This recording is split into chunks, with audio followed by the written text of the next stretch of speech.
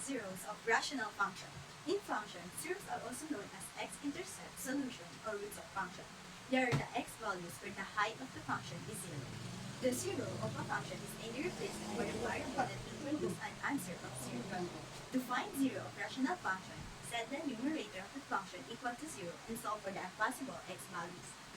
If a whole occurs at the x value, then it is not considered as zero because the function is not truly defined at that point. To easily determine zeros of rational function, there are 4 steps in finding the zeros of rational function. Step 1. Factor the numerator and the denominator of the rational function f if possible. Step 2. Identify the restriction of the rational function f. Remember that the restriction are the values of the x that makes the denominator equal to 0. Step 3. Identify the value of the x that will make the numerator equal to 0. The zeros. Step 4.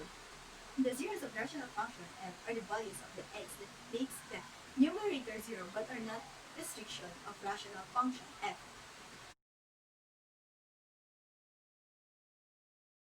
For you to understand more, let's have some example. Find the zero of the given rational function behind it. All we need to do is to follow the 4 steps that I gave in finding the zeros of rational function. Step 1.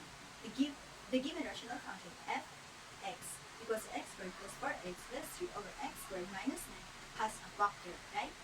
So, the factor of the given is fx equals to open and close parenthesis of x plus 3 times open and close parenthesis of x plus 1 over open and close parenthesis of x minus 3 times open and close parenthesis of x plus 3. Step 2. The restriction of the rational function of the given is negative 3 and positive 3. How do I get it? Because if we substitute the negative 3 and positive 3 to the given rational function, the denominator of the answer will become 0. Let's check it. Transpose the positive 3 on the other side to get the value of x, and the answer will become x equals to negative 3. Then, substitute negative 3 and the answer will become 0 over 0. How about x equals to 3? Transpose the negative 3 on the other side and it will become positive 3. Then, substitute it to the given rational function, and you will get 24 over 0.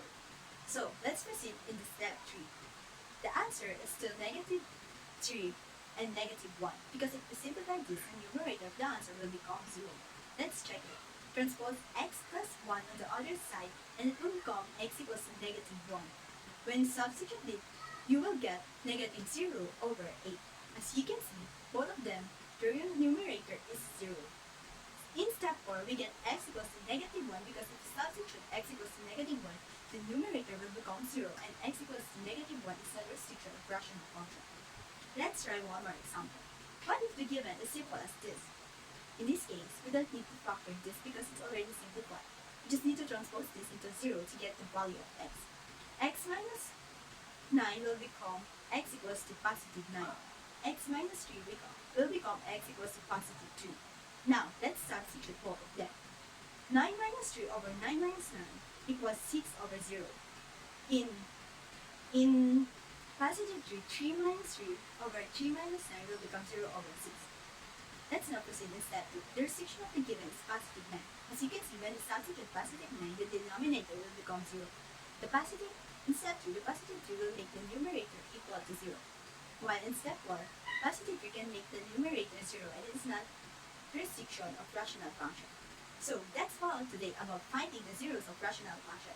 I hope you learned a lot from this video.